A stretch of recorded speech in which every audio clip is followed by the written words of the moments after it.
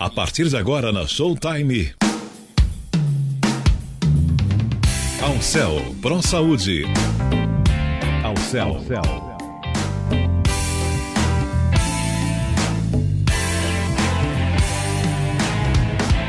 Alcel Pro Saúde. Boa tarde a todos os ouvintes aqui do nosso programa Alcel Pro Saúde.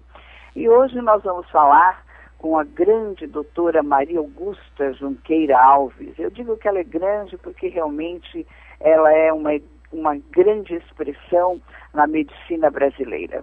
Médica especialista em pediatria e terapia intensiva pela Santa Casa de São Paulo, preceptora da residência médica de pediatria da Santa Casa de São Paulo e médica plantonista da unidade de terapia intensiva do Hospital Infantil Sabará. Boa tarde, doutora Maria Augusta Junqueira. Boa tarde, Zildete. Uma grande honra tê-la conosco, viu? Digo mesmo, muito feliz em estar aqui com você. Igualmente. Hoje nós vamos falar sobre essa gripe. Poderíamos chamar de gripe suína, vamos falar sobre a gripe suína, influenza H1N1, porque ela é o assunto do momento e como ela está afetando as nossas crianças. Certo.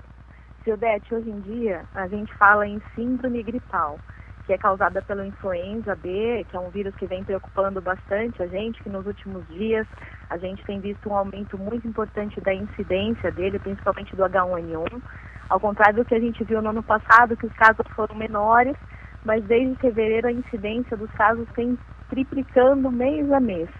E cada vez mais ela não é uma gripe comum e nem é a gripe suína, né? Não, ela foi chamada de gripe suína, mas hoje em dia a gente fala em síndrome gripal. E ela vem lotando os hospitais nos últimos meses, né? Desde fevereiro a incidência vem aumentando e crescendo bastante. Certo. E como ela é transmitida, a influenza A H1N1? Ela é transmitida através do contato com pessoas doentes, através da transmissão por secreções, né? Através da tosse, a gente expele gotículas e que em contato com outra pessoa, né, quando o paciente está infectado, acaba transmitindo a gripe através do contato mesmo. Por exemplo, quando a gente tosse, coloca a mão na boca, as gotículas ficam nas mãos ou ficam em objetos em que a gente tem contato e que acaba transmitindo a doença para as outras pessoas. Pois é, todo mundo aprende que é educado na hora de espirrar, colocar as mãos na frente da boca, do nariz. Esse hábito não podemos mais fazê-lo, na verdade. Temos que realmente não deixar que esse espirro vá adiante pelo ar, mas seria interessante fazermos isso com um guardanapo de papel, um lencinho de papel, não é mesmo? Isso, lencinho de preferência de papel, porque o lenço de tecido também alberga o vírus e se uma outra pessoa tem contato com esse lenço, a gente pode transmitir a doença, já que o vírus pode ficar ativo nos objetos, na nossa pele, em torno de 10 horas. Pois é, o lenço de tecido, ele realmente está excluído dessa situação. Completamente. Né? E a grande importância nesse surto que estamos vivendo é que a gente tenha higiene, né? Então, que a gente lave as mãos, que a gente tenha cuidado com os objetos que a gente manipula, que a gente jogue o lencinho de papel de dentro da bolsa, que às vezes a gente tem o hábito de guardar na bolsa, no carro e esquecê-lo por ali. Então a gente precisa sempre lembrar da higiene, que é o principal no surto que a gente está vivendo. Se você não tiver tempo de comprar a sua caixa de lenço de papel, pega o papel higiênico mesmo, faça um rolinho, coloca dentro de um saquinho plástico, coloca na bolsa, no bolso, no carro, em todos os lugares, para você ter essa proteção, porque o papel higiênico também vai servir, né? É claro. Doutora Maria Augusta, o que é transmissão sustentada? A transmissão sustentada é a transmissão de um paciente para o outro e causando aí a incidência de um surto. Entendi. Quais são os sintomas da influenza A H1N1? A influenza H1N1, diferente da gripe comum, ela evolui com uma febre súbita, então aquele paciente que está bem, De repente faz febre alta, febre súbita, associada a um quadro de tosse ou dor de garganta e também acompanhado de cefaleia e dor importante no corpo. Certo, dor de cabeça, né? Isso. E a garganta inflamada, falta de ar, é horrível. A influenza H1N1 pode apresentar complicações? Com certeza, quando o paciente evolui com desconforto respiratório, queda da oxigenação sanguínea e um cansaço muito importante para respirar, a gente considera que houve evolução do quadro para uma síndrome de desconforto respiratório agudo, que já é indicação de hospitalização. E quais são os sinais de agravamento? Principalmente desconforto para respirar, aumento da frequência respiratória e a queda da pressão arterial. Nossa. Para as crianças menores, levamos em consideração também um esforço, o uso da musculatura acessória, que é aquela musculatura da região do abdômen, o nariz que faz um batimento, a gente chama de batimento de asa nasal, que é o nariz abrindo e fechando. Esses são sinais de gravidade na faixa etária pediátrica, principalmente em crianças menores que 2 anos de idade. Nossa, deve sofrer muito, né? Qualquer pessoa pode pegar essa gripe? Qualquer pessoa, mas nós temos os grupos de risco, que são os extremos de idade, né, que são as crianças, os idosos, e a gente tem que tomar cuidado também com as gestantes ou mulheres que acabaram de ter seus filhos, né, até 2 semanas depois do parto, e as pessoas que têm comorbidade, que são os asmáticos, os diabéticos, os pacientes que têm problemas cardíacos e os obesos mórbidos. Entendi. Qual é o tempo de incubação?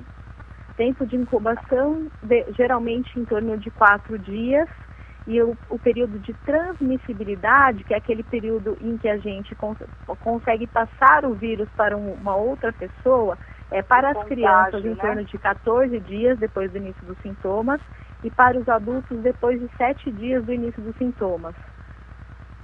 Se eu pegar essa doença, eu tenho tratamento? Tem tratamento. Hoje em dia, o diagnóstico é clínico. Nós coletamos, sim, a pesquisa de vírus, principalmente quando o paciente evolui de forma desfavorável, ou seja, naqueles casos mais graves. Mas quando a gente identifica que um paciente é de potencial risco para síndrome gripal por H1N1, a gente indica o uso do oseltamivir, que é o medicamento que é fornecido pelo Ministério da Saúde. Hoje em dia, na região de São Paulo, nós contamos com 493 postos de fornecimento dessa medicação. É prescrita pelo médico mesmo, pelo médico do paciente ou pelo médico que atende esse paciente suspeito num pronto-socorro, em receituário comum, e é fornecido nesses postos de saúde. Certo. Está chegando aqui uma pergunta da Bruna Brigadeiro. Ela pergunta qual o critério para receber esse medicamento? O critério é do médico. O médico que atende um paciente que tenha suspeita, ou seja, essa história de início agudo, febre alta, dor no corpo, tosse ou dor de garganta, suspeitou que seu paciente tenha síndrome gripal e que ele tem alguns dos potenciais sinais de risco, ou para evolução desfavorável, ou alguma doença de base, ou ele faz parte do grupo de risco dos extremos de idade, já é indicação de usar o Tamiflu. Então, o que a gente precisa ficar consciente é que nem todos os casos têm essa indicação. Quando o médico detecta que a gripe pode ser a gripe comum, ou seja, o paciente está com febre baixa, não tem dor importante no corpo, tem só uma coriza, tosse leve, não tem desconforto para respirar, ele não indica o uso do oseltamivir, que é o Tamiflu. Então, a gente só indica quando o paciente tem algum fator de risco associado e quando a história é típica de início súbito. Eu recebo aqui uma pergunta também de Maria Eudóxia Alcântara. Ela pergunta: quem deve fazer o exame para saber se pegou a gripe? Só mesmo quem a gente acredita que faz parte desse grupo de risco ou que tem sinal de gravidade, Eudete. A gente não tem colhido para todas as pessoas com sintomas, porque estamos numa fase do ano que é o período de sazonalidade, outono e inverno, e até esse ano a gente teve um início até antecipado. A gente precisa lembrar que não existem só os vírus influenza circulando, que é um período em que outros vírus circulam. Então, o que a gente precisa lembrar é a diferença entre as duas síndromes gripais, a gripe comum e a síndrome gripal causada pela influenza A, né? Então, sempre lembrar do tipo de evolução, do tipo de quadro clínico, evolução muito aguda, muito importante, sintomas muito exacerbados com febre alta associada. Certo. Dona Maria Celina Quitéria, ela pergunta: eu tenho mais de 60 anos e tomei a gripe do idoso. Eu preciso tomar novamente a vacina? A vacinação é anual, ou seja, depois que você recebe a vacina, em torno de 9 meses depois, o efeito dessa vacina ao longo do tempo vai diminuindo. Ou seja, 1 ano depois de ter recebido a vacina, nós já estamos novamente expostos ao vírus influenza. Então, sim, ela deve tomar a vacina anualmente. A vacina que está disponível é a vacina trivalente, que o governo fornece para os pacientes de risco. Nesta vacina, a gente se protege por 3 tipos de vírus. 2 tipos do influenza A, que é o H1N1, H2N3, e 1 tipo de influenza B. Então, ela deve sim tomar. Eu entendo assim, que ela pergunta se é a mesma vacina que o governo dá para a gripe vai servir para combater a influenza A, H1N1. Vai sim, é a vacina que o governo fornece, H1N1. É a mesma vacina, então. A mesma vacina que é dada para a gripe normal é a mesma que combate a influenza A, H1N1, né? Isso, é a vacina que vai ser disponibilizada pelo governo agora a partir do dia 15 de abril. Nessa vacina ela vai ficar protegida pela influenza A e 1 tipo de influenza B, ou seja, ela precisa tomar. Novamente? Novamente, porque provavelmente esse ano ela ainda não recebeu, a não ser que ela tenha ido a uma clínica particular que já está vacinando os pacientes desde essa semana, desde o início dessa semana. Certo. É preciso usar máscaras? Na rua, não. O único aconselhamento que a gente fornece para uso de máscara comum, por exemplo, você tem um ente querido, um familiar que está com sintomas gripais, e dentro dessa residência a gente tem uma gestante, a gente tem um bebê, então o ideal é que as pessoas, não a indicação absoluta de uso de máscara, não é isso, mas que as pessoas façam higiene das mãos, higiene dos objetos, evitem contato direto com as pessoas que são grupo de risco. Então, o que a gente vem percebendo, Zildete, é o aumento da taxa de internação de bebês muito jovens, ou seja, bebês abaixo de 3 meses, que receberam inúmeras visitas na maternidade, ou que com 1 mês de vida frequentaram shopping center, supermercado, igreja lotada, e acabam evoluindo com sintomas da gripe. E para eles, a gripe vem com uma gravidade bastante maior do que para um adulto, por exemplo. Entendi. Então que as pessoas evitem lugares superlotados, né, e evitem contato. Se você está gripado, se conscientize, evite contato direto com as pessoas que são grupo de risco, né, evite contato com asmático, com uma gestante, com um bebê pequeno, né. Difícil evitar a gripe porque as crianças, por exemplo, frequentam escolas e isso já é uma exposição bem acentuada aos vírus. Mas a gente pode ter educação suficiente, para quem está gripado, não é? Sim, uma com etiqueta certeza. Que a própria pessoa deve, assim, ter o critério, o bom critério. A consciência, né? A consciência, exatamente. A consciência de não querer transmitir o seu vírus, né? É verdade. Ficar um pouquinho em casa, ficar isolado, e no caso de trabalho, como é que faz? Então, se você for uma suspeita de H1N1, foi ao médico, ele suspeitou que era um influenza A, o afastamento do trabalho vai ser fornecido através de um atestado médico, né, de saúde, e o paciente está impossibilitado de frequentar o seu trabalho até 7 dias depois do início dos sintomas. Na gripe comum, não há contraindicação de frequentar o trabalho, né? Para as crianças também, suspeita de H1N1 ou síndrome gripal, a gente afasta a criança da escola até 15 dias depois do início dos sintomas, para que ela não transmita para outras crianças. Entendi. O que eu devo fazer se tiver dúvida sobre ter contraído a influenza A H1N1? Eu acho que a primeira coisa é procurar um médico de confiança, né? Os prontos-socorros, eles estão preparados para essa fase, encontram-se superlotados, é preciso de um pouco de paciência, porque as esperas estão grandes, porque as pessoas, a população, a grande maioria, está apavorada com o surto, com toda a razão, né? A gente precisa ter um pouco de paciência, acho que todo mundo também tem um médico de referência, a internet também está preparada com inúmeras informações, que eu acho que a gente sempre tem que filtrar, mas a maioria delas de boa qualidade. É verdade. Nós falamos aí da etiqueta, né, da consciência de Claro. quem estiver gripado, estiver tossindo, cobrir sempre o nariz e a boca quando espirrar ou tossir, né? Lavar sempre as mãos, é fundamental, com água e sabão, hein, pessoal? Não é só passar uma aguinha na mão, não. Claro. Porque você pode ter tocado algum lugar, alguma superfície que contenha saliva de uma pessoa infectada, e você, ao levar as mãos na boca ou nos olhos, vai ficar infectado, não é isso? A dica também para quem vai sair de casa é levar um álcool gel, né? Se não tiver acesso a água e sabão, naquele momento em que você está ali fora de casa, passa um álcool na mão, também ajuda bastante. É verdade. E a boa alimentação, os hábitos saudáveis, né? Que e principalmente a hidratação nesse calor, né? Muita água, mesmo, isso muita mesmo. água. É verdade, muita água vai bem, não é? Agora vamos falar sobre a gripe nas crianças, né? Uhum. É uma doença transmitida por vírus, a gente já falou que a família deve se lembrar de não ficar perto se estiver gripada, ir para outro lado da casa. É difícil numa mesma casa as pessoas se evitarem, né? Então difícil, principalmente, né, com as crianças, né? Que as crianças gostam de carinho, gostam de atenção, de estar perto de todos, né? E às vezes um irmãozinho vem infectado da escola, o outro é um bebê pequeno, isso é muito complicado, né?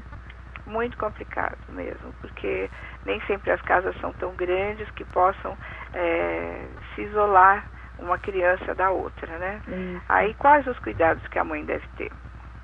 Os cuidados é que, por exemplo, nesse caso em que são irmãos e uma criança maior que já frequenta a escola e existe uma outra menor em casa, dentro do possível que se evite contato, se houver contato, que sempre a gente promova a higiene de mãos, a higiene de secreções, né? Então, frequentemente evitar aquela coriza nasal exposta da criança, que a maioria das crianças tem, né? Então, limpar sempre o narizinho, promover ali inalações para melhorar a drenagem de secreção, né? E proteger os bebês conforme for possível, né? É verdade, é uma doença que vai fazer mal a todos, né? Aos idosos, Sim. às crianças, aos jovens e às grávidas.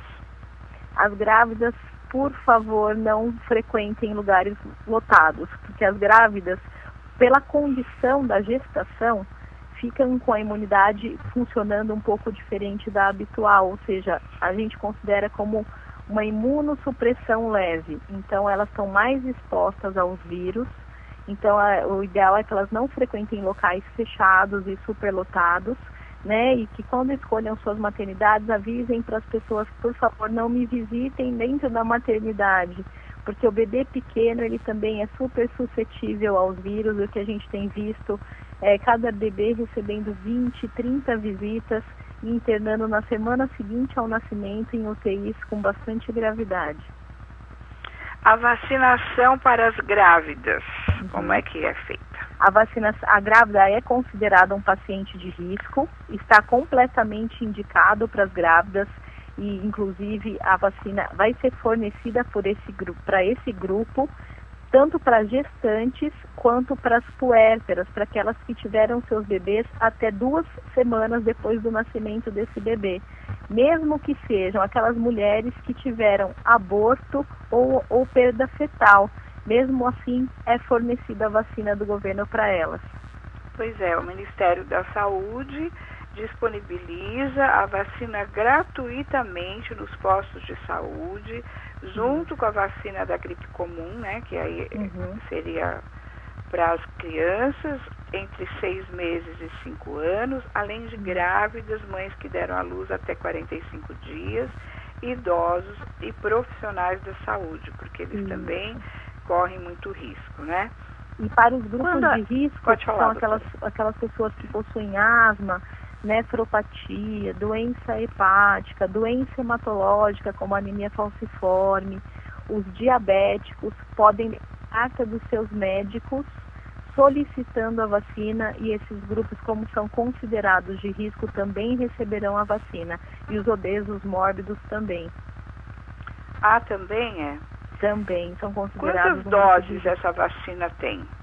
Essa vacina é indicação de uma dose anual, a não ser para as crianças menores que 9 anos de idade, que nunca foram vacinadas para vacina trivalente, elas devem receber 2 doses com intervalo de 1 mês entre elas.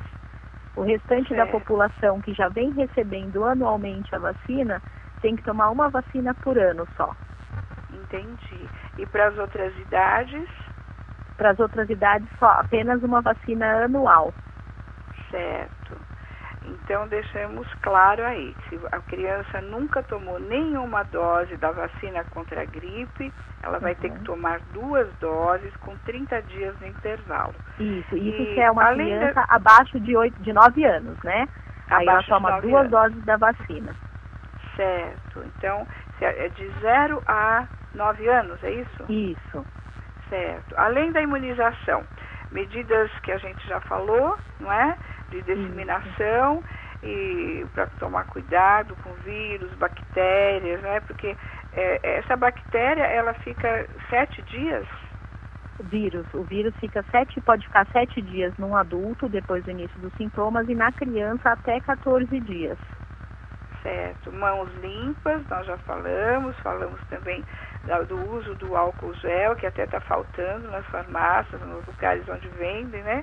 As pessoas têm comprado bastante, né? Evitar circular em ambientes, em lugares que tenham muita aglomeração. E cuidado aí com as passeatas. Também. A única vantagem de ir a uma passeata em relação a ir a um cinema é que a passeata ainda é um ambiente aberto e o cinema é um ambiente fechado. Então, acho que a gente corre mais risco indo ao cinema do que indo a uma passeata na Avenida Paulista.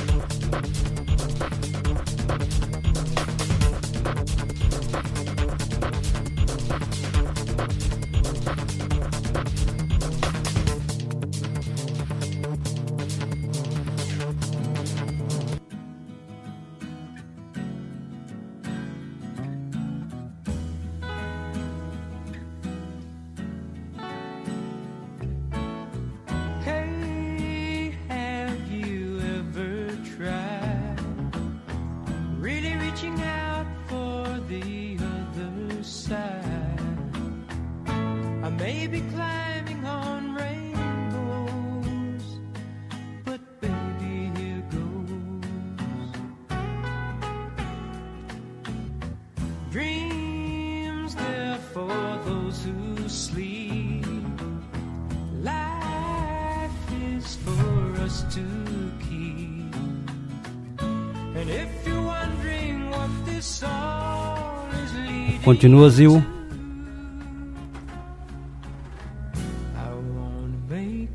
Zildete.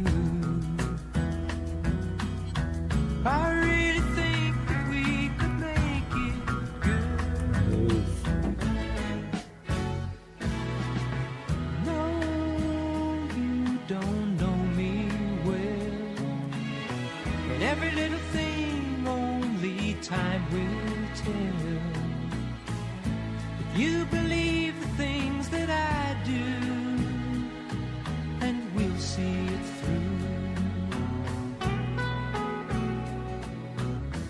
Life can be short or long. Love can be right or wrong. And if I chose the one I'd like to help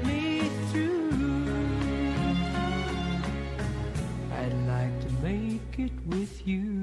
Vamos, Zildete. Oi, Já pode ir? Denise. Vamos lá. vamos lá. Doutora Maria Augusta, Oi, tivemos um probleminha aí telefônico, claro. mas vamos continuar. Estamos hoje falando, então, da gripe influenza A, H1N1, os males, o que ela faz para os idosos, para as crianças, para os jovens, para as grávidas, enfim, para todos. E eu queria saber, existe alguma pessoa que não possa tomar a vacina? Existe sim, Zildete. A vacina, ela tem um componente que é um componente derivado do ovo. Então, para algumas pessoas que têm alergia, a gente reconsidera a vacina, ou seja, é um caso que precisa ser discutido, né? Só mesmo para essas pessoas que são alérgicas à proteína do ovo. E aí, como é que faz? E aí a gente geralmente faz a quimioprofilaxia com oseltamivir. A gente utiliza uma dose diferente da medicação para quando essa pessoa tem algum contato ou a gente está nesse período de surto. Isso se ela for completamente alérgica à vacina, ou seja, para aquela pessoa que recebeu no ano e fez um quadro alérgico grave, ou para aquela pessoa que tem esse antecedente sabido de alergia à proteína do ovo, e aí então a gente vai usar, ao invés da vacina, a quimioprofilaxia com a medicação. Entendi. Nos casos dessa gripe, estão sendo tratados os doentes, a maioria em casa. Quando que é caso de hospitalizar? Hospitalização somente quando há queda da oxigenação, né, que a gente mede lá no pronto-socorro com um aparelhinho específico na pontinha do dedo do paciente, ou quando esse paciente tem sinais de falência respiratória, quando ele tem um cansaço importante para respirar. Uma coisa que me intriga muito é assim, eu tenho um filho, ele está com uma dor de barriga, aí eu vou levá-lo ao médico. Aí eu chego na sala de espera e eu vou ter uma criança gripada do lado. Sim. Ela está correndo um risco aí também, não está? Está correndo um risco. Nessa fase do ano, como existe um aumento da incidência de doenças virais, ou seja, da diarreia aguda, do resfriado, das pneumonias virais, das infecções de garganta por vírus, mesmo da dengue. Então você se depara numa sala de espera de um hospital com inúmeros casos diferentes.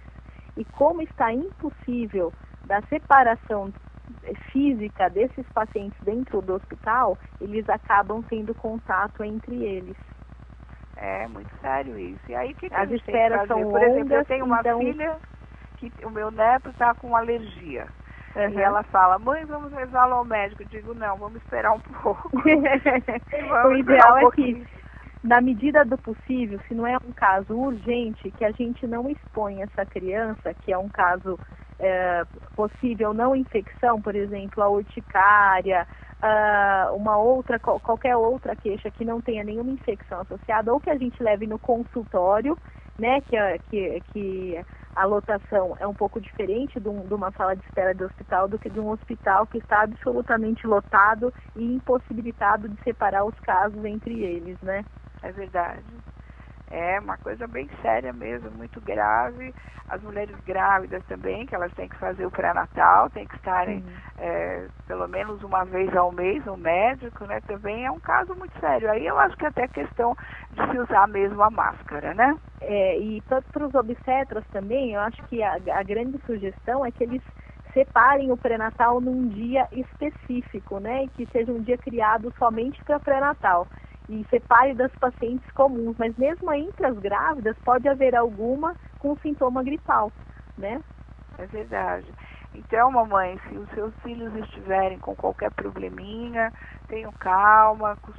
Acho que seria até interessante ligar para o médico por telefone para ver se tem uma outra opção, um remedinho que dê para comprar na farmácia, segurar um pouquinho até passar essa fase onde as pessoas estão bastante alarmadas e o vírus está, assim, realmente se manifestando de uma forma cruel, não é, doutora? Cruel mesmo, evolução muito rápida e com gravidade bastante evidente. Uma mãe que está com a gripe, ela pode amamentar o bebê? Olha só. Ela pode amamentar, Zildete, desde que ela use máscara durante o contato. É triste dizer isso, mas o contato da amamentação é um contato muito íntimo. E se o bebê não tiver com sintoma gripal, é indicado o uso de máscara. E só a máscara, será que dá certo? Não passa nada pelo leite, pelo sangue? Pelo leite enfim? não, mas o que ela precisa também é higiene na mama, né, antes do aleitamento materno, e higiene das mãos. Com isso a gente diminui um pouquinho a chance de transmissão, mas ainda é aumentada porque o contato da mãe é muito grande com o bebê, né? É verdade. E a medicação que a mãe vai tomar não afeta o leite? Não, a mãe pode tomar, inclusive se ela tiver sintoma gripal, no primeiro sintoma já é indicado o uso de oseltamivir para que a gente diminui a chance dela passar para uma criança que está ali na faixa etária de risco, né? Um bebê pequenininho é faixa etária de risco, todas as crianças menores que 2 anos, né? É verdade. Outra dúvida agora é de um homem, Hélio Macedo. Como não pegar a gripe em dias frios e deixar a casa ventilada com janelas abertas? O grande problema não é o contato com o ar frio. O grande problema da gripe é que o ar seco desta época do ano, ele está cheio, lotado de vírus, né? Então o ideal é que mesmo num dia frio, que a gente se agasalhe e que deixe a casa aberta, né? Isso acho que é o grande benefício, que a gente tenha circulação de ar. Mesmo assim, esse ar pode estar potencialmente cheio de vírus, mas lembrando que a gripe, a influenza A gente precisa ter ou contato com a gotícula da tosse, da respiração de um paciente doente, ou encostar nesse paciente ou algum objeto que ele tenha encostado para adquirir. Então, o fato de deixar a casa aberta é um hábito saudável, né? Então, acho que nesse caso em que ele pergunta de um dia frio, eu me agasalharia e deixaria a casa aberta. É o caso, né? De deixar mesmo a casa aberta. E mesmo assim, a gente, é claro que não a influenza, porque se você está dentro da sua casa, não teve ali na casa ninguém resfriado, nem gripado, ele pode estar em contato com outros vírus que se transmitam de formas diferentes, né? Mas para o influenza específico, influenza H1N1 ou H2N3, a gente precisa lembrar que a gente precisa ter contato com o doente ou com algum objeto que o doente tenha tocado. Certo. Dona Cacilda Martins, ela pergunta: eu tenho bronquite asmática e faço uso da bombinha. No caso da gripe, eu posso continuar a usar? Sim, desde que ela pode usar a bombinha tranquilamente, mas a orientação para os usuários de bombinha é sempre fazer higiene adequada dos bocais, ou seja, de onde ela encosta a boca para aspirar a medicação que contém a bombinha, ou mesmo para as mamães, as crianças não conseguem aspirar, as crianças menores que 8 anos usam um dispositivo que a gente chama de espaçador, que é uma máscara que fica conectada à face da criança para que chegue o medicamento até ela. Então, isso é muito importante, higienizar todos os dispositivos ou os bocais da bombinha. Como? Com água e sabão. Não, é claro que você não vai molhar a bombinha toda, né? Para o caso do adulto, que pode danificar até a medicação que vem ali, mas pode higienizar com um pano com água e sabão. E no caso dos espaçadores, a gente precisa lavar mesmo, lavar com água corrente. Entendi. E Maria Rosa Pinto Silva, ela pergunta: no caso do meu filho, ele está com febre e com o nariz escorrendo, e não quer comer. O que eu devo fazer? Qual medicação é mais indicada? Caseira? Quando o resfriado é um resfriado comum, ou seja, aquele que vem só com coriza, tosse, febre baixa, a gente considera até 38 graus, e a criança bem inapetente, ou seja, sem vontade de comer, mas não tem nenhum sinal de alerta, não tem sinal de cansaço, nem de fadiga respiratória, o ideal é manter a hidratação e a higiene da cavidade nasal, ou seja, aquele narizinho congesto, cheio de secreção. O ideal é que a gente use várias vezes ao dia o soro fisiológico no nariz e faça muita inalação com soro fisiológico. Os remédios caseiros, ou seja, as preparações caseiras, depende muito do que a gente coloca dentro dessa preparação, né? Então, se chá de ervas, alguma coisa assim, a gente precisa sempre consultar o médico para saber se é indicado na faixa etária dessa criança específica. Então, o ideal é muita hidratação, é muita água, higiene nasal e inalação com soro. E qualquer sinal de alerta, qualquer sinal de várias perguntas aqui que cabem nessa sua resposta. Que coisa boa. E qualquer sinal de alerta, por favor, febre alta, desconforto respiratório, não hesitem em procurar o pronto-socorro. A febre maior de 38 graus, é isso? Isso. Geralmente, no influenza A, no H1N1, a gente tem febre próxima a 40 graus, acima de 39 graus. Certo. Maraísa Ribeiro. Um amiguinho do meu filho teve a doença. O que eu faço? Então, o importante é ela saber quando começaram esses sintomas, porque depois de 14 dias do início dos sintomas, a criança já está apta a participar das atividades habituais, das atividades escolares. Então, 15 dias depois que começaram os sintomas dessa criança, ela já pode frequentar suas atividades. Então, o importante é que ela saiba, ou na escola, ou se tiver contato com os pais dessa criança, desse amiguinho, quando começaram os sintomas, para que ela saiba se houve aí uma quinzena, para que o filho possa ter contato com ele novamente com segurança. Certo. Roselene Pereira, ela pergunta, o meu filho costuma descer para brincar com as crianças do prédio. Isso não é uma aglomeração, mas eu tenho medo de deixá-lo por causa da gripe. Eu também teria, e é muito difícil prender uma criança dentro de casa, mas o que ela pode pedir para os coleguinhas, ou mesmo para a criança dela, para o filhinho dela, é que as crianças brinquem em ambiente aberto, não em ambiente fechado. E se tiver algum coleguinha com sintoma respiratório, que depois da brincadeira, que ele faça higiene das mãos, ou se possível tome um banho, troque a roupinha, para evitar aquele tempo de exposição e o contato que a criança habitualmente tem, né? Uma toma a chupeta do outro, uma morde o outro, outra beija, né? Então eles têm um contato muito íntimo, todas as crianças, né? Verdade. E não tem lavar a mão também, né? Nessas horas. Sim. Nem sempre dá, né? É verdade. Lava em casa, mas lá embaixo não lava a mão, aí pega coisas infectadas, enfim, até um no outro, e coloca as mãozinhas no nariz, na boca, e aí complica muito, né? É verdade. Então, aqui ela pergunta, Ana Rosa. Todas as rosas aqui hoje. Crianças de menos de 2 anos são consideradas grupo de risco. E podem tomar remédios específicos para evitar as complicações. Isso é indicado? E também ela pergunta se os medicamentos são mais eficazes se tomados nas primeiras horas do contágio. Desde o momento em que você pensa em influenza A, em que o médico pensou que a criança possa ter sintomas compatíveis com influenza A, e até 48 horas do início dos sintomas é o tempo de maior eficácia da medicação indicada, que é o oseltamivir. Então, até 48 horas de sintomas, você tem indicação absoluta. Você pensou em influenza A, é um quadro grave, com febre alta e desconforto, sintomas gripais.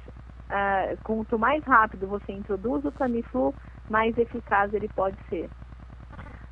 Então, lembrando que mesmo que tenha passado dessas 48 horas, se o médico supuser que é um caso de influenza A, ele também vai introduzir o oseltamivir. Eu só estou dizendo que nos primeiros 2 dias a potência da medicação, ou seja, a eficácia dela é maior. Certo. Romilda Ramos, ela pergunta, por que... deixa eu ler tudo aqui. Que ela teve a gripe, cansaço, dor de cabeça, dor de garganta, dores musculares nas articulações. E que ela teve também diarreia e dor abdominal. Por quê? Isso. O vírus é um vírus que, habitualmente, ele também afeta o trânsito intestinal. Então, muitas vezes, o paciente vem com essa queixa mesmo. Doutora, não tinha hábito intestinal todos os dias e agora eu estou com fezes mais amolecidas ou com fezes diarreicas. Então, é um vírus que tem essa característica também. Faz parte dos sintomas, né? Não significa gravidade, mas pode fazer parte dos sintomas da influenza A. Nossa, é terrível, né? Que sentimento, nossa, deve ser muito ruim mesmo. Nós falamos tudo, não, né? As As perguntas aqui estão se grande... repetindo, mas a senhora já está respondendo. Eu estou vendo as perguntas aqui e quase todas perguntam a mesma coisa, se a gripe suína é a mesma e quais são os cuidados, nós já falamos, como é que é a transmissão. Acho que nós falamos tudo, não? Eu acho que a única coisa que não falamos é para os profissionais de saúde. Eu tenho certeza que enfermeiras, médicos estão escutando o seu programa, ou fisioterapeutas, para os profissionais de saúde que têm contato direto com o paciente, ou seja, que está mais exposto às gotículas, ou ficam mais tempo exposto a adquirir o vírus, cuidado redobrado, higiene de mãos, acho que mais do que nunca a gente já faz isso habitualmente, mas dentro do hospital, quando há contato, é indicado entrar no quarto deste paciente com máscara cirúrgica. Sempre, né? Sempre. Então, Plínio Silva, ele pergunta se pode usar lenço umedecido. Pode, né? Pode, não tem diferença nenhuma. A única diferença do lenço umedecido é que ele tem um perfume específico e a maioria deles não contém álcool para não irritar as mãos, mas não tem problema nenhum. Ele pode utilizar desde que ele despreze esse lenço depois de utilizá-lo. Certo. Nilceia, ela pergunta se é aconselhável usar gel à base de álcool em crianças pequenas. Sim, não há problema nenhum da utilização do álcool 70. Não tem nenhuma, não costuma desencadear quadros alérgicos, nem lesão nas mãos. A única coisa que pedimos é que, para o que as mães já fazem, aquele cuidado de estar utilizando álcool dentro da cozinha, né? A criança é proibida de frequentar a cozinha, porque as crianças são imprevisíveis. Em muitos momentos a gente está junto com a criança e daqui a pouco a criança está mexendo no fósforo, está mexendo no fogão. Então evitar, né? Porque o álcool 70 é uma substância inflamável. A gente pode utilizar e ele seca bastante rápido, até mais do que o álcool líquido, mas evitar que esteja perto de fogo, né? É verdade, sim.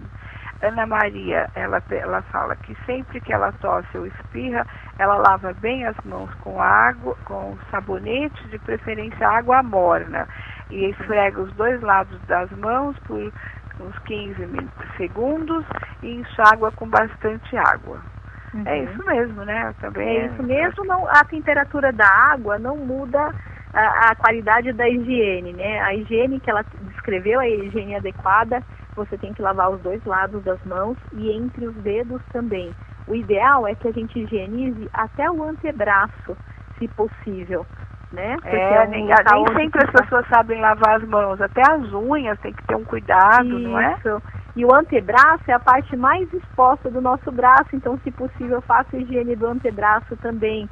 As pessoas que costumam usar relógios, pulseiras, se puderem tirar os adornos, porque o vírus pode ficar ali em repouso no adorno, né, na pulseirinha, no relógio e tudo mais, evita de utilizar, já que a gente está numa fase do ano em que a gente precisa se higienizar mais vezes, né? Certo.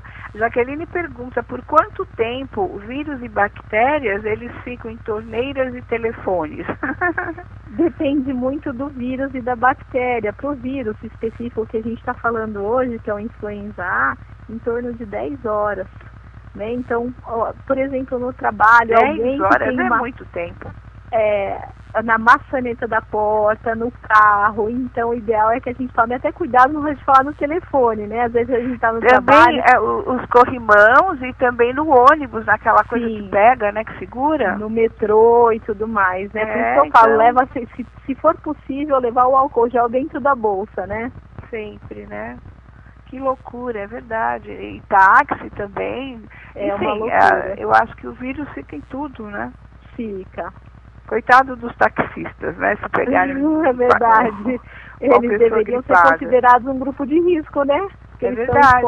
E as pessoas nem sempre lembram disso, né? É verdade. Então, e restaurantes também, eu acho que as pessoas que vão se alimentar, tomar cuidado, né? Ficar perto de alguém, enfim. É claro. Não é? Além da imunização, as medidas de higiene são fundamentais, né? Essa gripe, ela realmente é perigosa. O que ela pode fazer? A pessoa se cura, fica tudo bem, mas pode levar a óbito? pode levar a óbito. A gente tem visto aí um aumento da incidência de evolução desfavorável, que é o óbito, né? A gente sempre espera curar um paciente, não que ele evolua desfavoravelmente, e principalmente nos grupos de risco, principalmente nos idosos e nas crianças pequenas e nas gestantes também. Então, o que a gente precisa é atenção para os sintomas.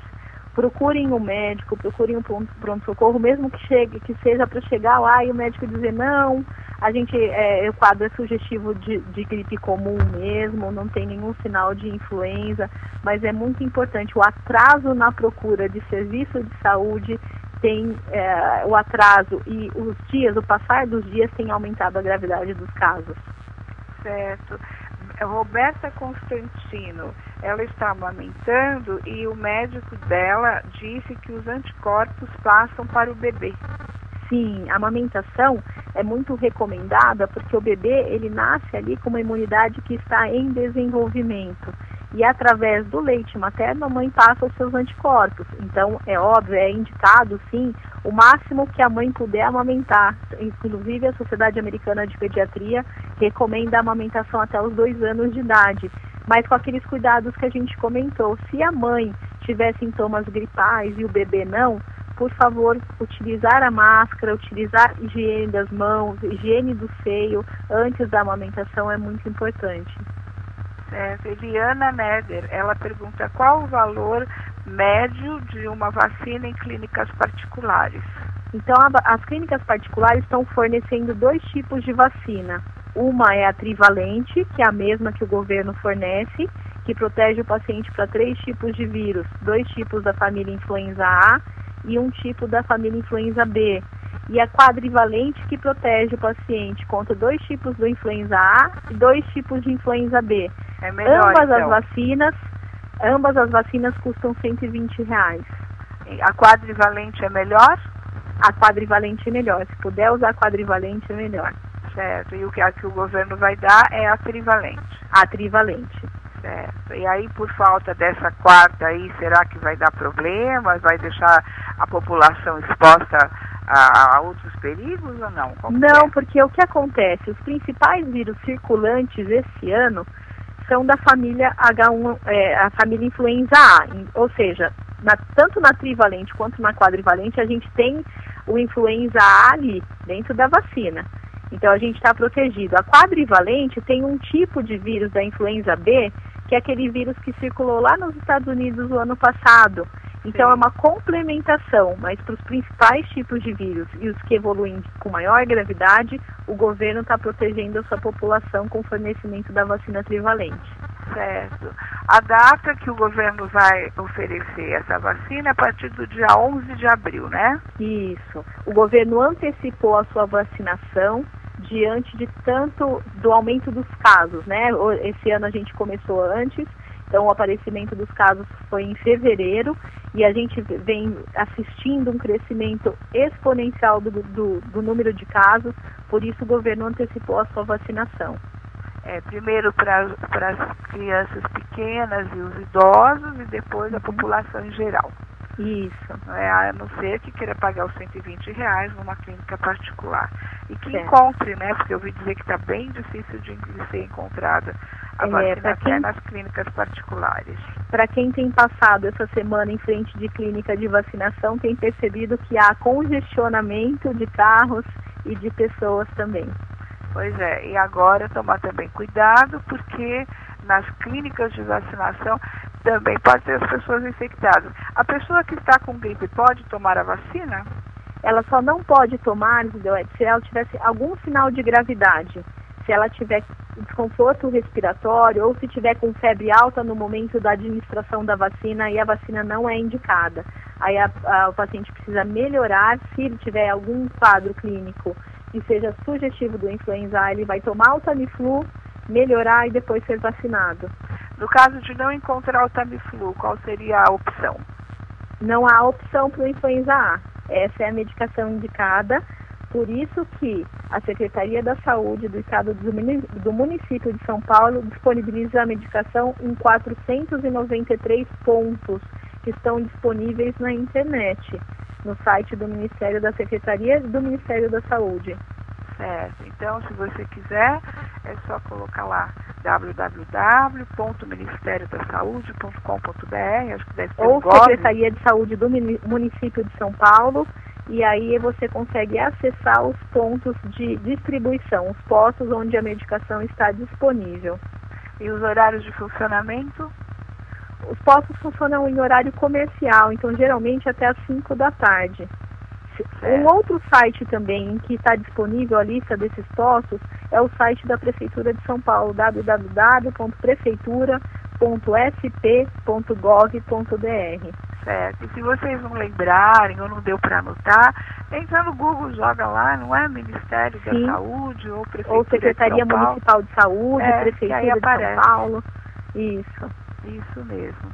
Que mais nós podemos falar, doutora Maria Augusta Junqueira, que fala tão fácil, tão gostoso, tem um linguajar tão bom de se entender. Tenho certeza que todos os ouvintes, a população que está aqui ouvindo, são tantas perguntas que eu estou aqui procurando para não ser repetitiva, mas o que mais a gente pode falar? Eu acho que assim, a grande mensagem é o que a gente veio falando ao longo do programa, né, Gildete?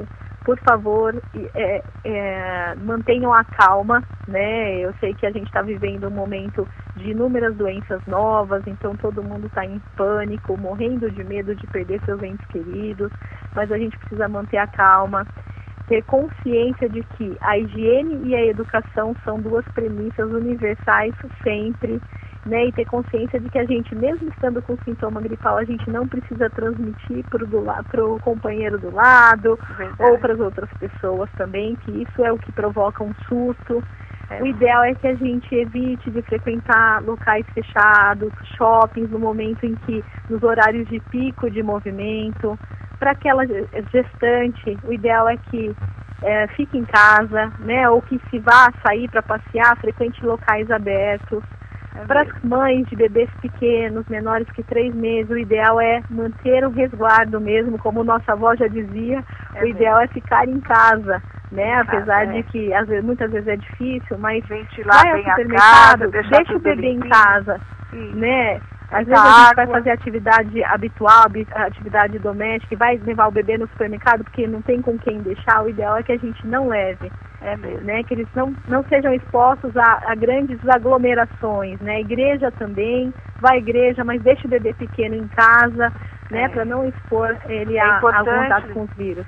É importante lembrar que essa é uma fase que passa rápido, que o mundo não vai acabar, que os passeios vão continuar havendo, todas as oportunidades de lazer também. Não é? E o que o mais importante é preservar realmente a saúde. Eu recebi aqui uma pergunta da Nathalie Rodrigues, uma querida de Belo Horizonte. Ela diz: Gildete, a vacina para os outros que não estejam em fase de risco é paga? Qual o valor? Por volta de R$120, né, doutora? Isso mesmo. Esse é o preço. Esse é o preço recomendado. Se encontrar um preço muito diferente desse, com certeza a clínica que você procurou não está sendo honesta. Esse é o preço sugerido, na maioria das clínicas é o mesmo valor. Sim, é por volta de R$120, então pode ser um pouquinho menos, um pouquinho mais. Pequenas variações, né? Isso, exatamente. Minha querida, uma honra tê-la aqui. E quero ter mais vezes, vamos falar mais das nossas crianças, da saúde das nossas crianças, que eu sei que você é especialista em crianças. E parabéns pelo seu trabalho, por ser tão jovem e tão capaz. Que Deus continue te abençoando, viu? Que você possa continuar nesse seu ministério, nessa sua missão tão bonita de estar curando, de estar com a sua palavra, porque a palavra também é cura, né? E estar aí perto da gente sempre, que a gente possa estar usufruindo da sua capacidade, da sua inteligência e da sua sabedoria, tá bom? Muito obrigada, adorei estar com você hoje, estou disponível para outros momentos, para esclarecimento de dúvidas também, tudo que for necessário para acalmar o coração de todos. Sim, disponha, estaremos sempre aqui à disposição, a Rádio Showtime, toda a nossa equipe. Muito obrigada, um grande final de semana, e Deus continue abençoando a sua vida poderosamente. Muito obrigada, um bom dia a todos. Muito obrigada, um grande abraço. Um abraço. Ao Céu Pro Saúde, com você E nós estaremos no próximo sábado, ao meio-dia, juntinhos, com mais um assunto interessante, com mais um assunto de utilidade pública para a sua saúde, porque ao Céu Pro Saúde é saúde de verdade, é saúde integral na sua totalidade. Ao Céu Pro Saúde proporciona para você tudo de melhor para a sua saúde e para o seu bem-estar. Boa tarde, amigos ouvintes. Muito obrigada por estarmos juntos e até sábado que vem, ao meio-dia em ponto. Tchau. Você ouviu na Showtime Ao Céu Pro Saúde. Ao Céu.